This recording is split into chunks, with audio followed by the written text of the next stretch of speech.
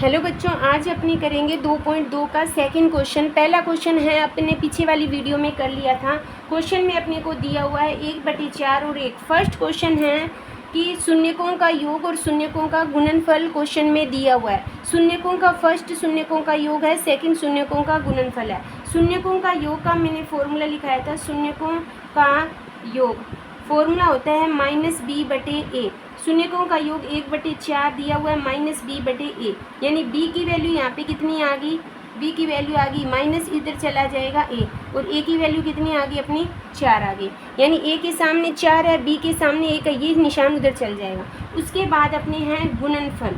शून्यकों का गुणनफल क्या होता है, c/a होता है, a, ठीक है, यानी c/a। a की वैल्यू यहाँ पे अपने ने कितनी ज्ञात की है, 4, तो 4 ज्ञात करेंगे, तिरछा गुणा करेंगे तो c की वैल्यू कितनी आ गई, 4, ठीक है। तीनों के मान आगे अपने को द्विघात समीकरण बनानी है। समीकरण क्या होती है, ax² + bx + c, ये अपनी समीकरण होती है। a का मान कितना है, 4 है, 4 रखेंगे x की, b की जगह -1 लगाने की जरूरत नहीं है, c का मान कितना हो गया, 4, तो ये अपनी क्या होगी, द्विघात समीकरण होगी। ठीक है बच्चों, समझ आया, बिल्कुल ईजी से है। ये तभी समझ आएगा जब पीछे वाली वीडियो आपको समझ आएगी, क्योंकि उसमें मैंने डिटेल से समझाया हुआ है कि शून्यकों का योग और शून्यकों का गुणनफल से अपने कैसे किसी क्वेश्चन को स्थापित करते हैं। सेकंड क्वेश्चन है इसी में √2 और 1/3। अब मैंने हमेशा ध्यान रखना, जो बटे वाली संख्या है उसको पहले लिखें। शून्यकों का योग मैं डायरेक्ट लिख देती हूँ, योग क्या था -b/a, और गुणनफल क्या था, गुणनफल था अपना c/a, ये था शून्यकों का योग। अब योग कितना दिया, √2 -b/a, लेकिन यहाँ पे a की वैल्यू 1 नीचे नहीं लगा सकते, जो पहले बटे में दिया है पहले बटे वाले से अपने मान ज्ञात करेंगे, क्योंकि बटे में 2 मान है, इसमें भी है, तो 1/3 गुणनफल दिया हुआ है, यानी c की वैल्यू यहाँ पे कितनी आ गई, 1, और a की वैल्यू यहाँ पे कितनी आ गई, 4। ये मान यहाँ पे रख देंगे, √3 था, 3, ठीक है, √2 और -b, और a का मान कितना है, 3 है, तो b की वैल्यू कितनी आ गई,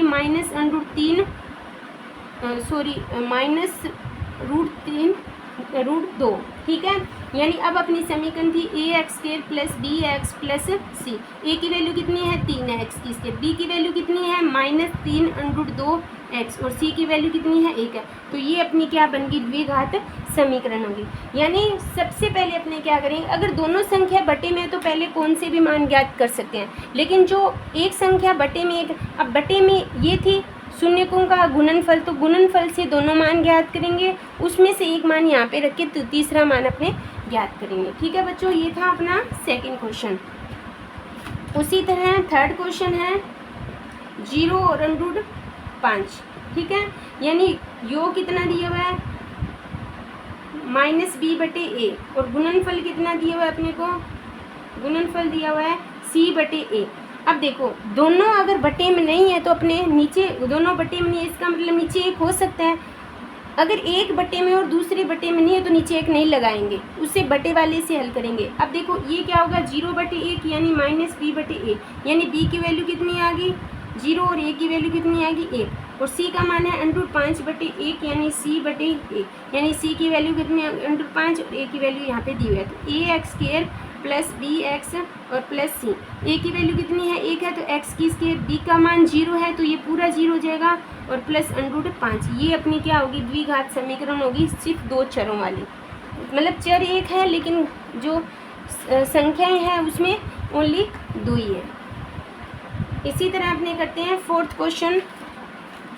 फोर्थ क्वेश्चन में है 1 और 1, यानी योग कितना दिया हुआ है -b/a, यानी 1 -b/a, a के नीचे 1 लगा सकते हैं क्योंकि जो दोनों बटे में नहीं है तो अपने इसको बटे में बना सकते हैं। b का मान कितना हुआ माइनस, a का मान 1, b का मान ये माइनस उधर चल जाएगा, तो गुणनफल कितना दिया हुआ है, गुणनफल दिया हुआ है c/a, यानी 1/a यानी c/a, यानी c की भी मान कितना हो गया 1, तो ax की स्केयर + bx + c, ये अपनी द्विघात समीकरण होती है। a का मान कितना है 1 है तो 1 लगाने की जरूरत नहीं है, b का मान कितना है -1 है तो -x हो जाएगा, c का मान कितना हो जाएगा 1 हो गया। ठीक है बच्चों, समझ आया, बिल्कुल ईजी है, कोई दिक्कत नहीं है, अगर पीछे समझ आया होगा तो हो जाएगा। फिर है -1/4 और 1/4, योग याद करेंगे, योग क्या होगा माइनस बी बटे ए, यानी -1/4 माइनस बी बटे ए। ए की वैल्यू यहाँ पे कितनी आ गई, ए की वैल्यू आ गई 4 और बी की वैल्यू ये माइनस से -1 हो गया। यानी गुणनफल अपने को दिया हुआ है, गुणनफल होता है सी बटे ए, यानी 1/4 यानी सी बटे ए, यानी सी का मान कितना है 1 और ए का मान पहले से 4 क्वेश्चन में दिया हुआ है। तो हो गया ax² प्लस bx प्लस सी, ठीक है। तो ये हो जाएगा 4x² प्लस बी का मान 1 है तो x और सी का मान कितना है 1 है। तो ये अपनी सेकंड थर्ड जो द्विघात समीकरण हो गई। 5 क्वेश्चन हो गए, इसका कौन सा बचा है, ओनली 1 क्वेश्चन बचा है। फिर हो गया अपना इसी का 6 क्वेश्चन, 4 और 1, नीचे 1 लगा सकते हैं क्योंकि कोई भी संख्या होती है उसको अपने नीचे 1 लगा सकते हैं। तो ये हो जाएगा योग यानी -b बटे ए, यानी 4/1 यानी -b बटे ए। ए की वैल्यू यहाँ से कितनी आई अपनी और बी की वैल्यू कितनी आई माइनस के, ये माइनस इधर, और गुणनफल c बटे ए यानी 1/a यानी c बटे 1 यानी c का मान भी कितना हो गया 1। तो ax² प्लस bx प्लस सी, यानी a का मान कितना है 1 है तो 1 लगाने की जरूरत नहीं है। b का मान -4 है, 4x प्लस ये अपनी क्या होगी द्विघात समीकरण। यहाँ पे अपना सेकंड क्वेश्चन है वो कंप्लीट होता है। फिर अपने लेके आएंगे 2.3 जो मैं आपको आगे वाली वीडियो में करवाऊंगी बच्चों, क्योंकि उसमें थोड़ी वीडियो में टाइम लगता है। मैंने वीडियो बनाई थी लेकिन उसमें वॉइस की प्रॉब्लम थी तो वो सारी बनाई हुई मेहनत की, तो इसको जो 2.3 है वो अपने नेक्स्ट पार्ट्स में लेके आएंगे। थैंक यू बच्चों।